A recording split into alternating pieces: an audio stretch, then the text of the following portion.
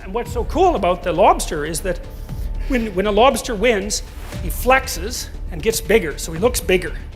Because he's a winner, it's like he's advertising that. And the neurochemical system that makes him flex is serotonergic. And you think, well, who cares? What the hell does that mean? I'll tell you what it means. It's the same chemical that's affected by antidepressants. That's not a disputable issue. Well, so that's another lesson from the lobster. It's quite a terrifying one, but the time of lobsters, right?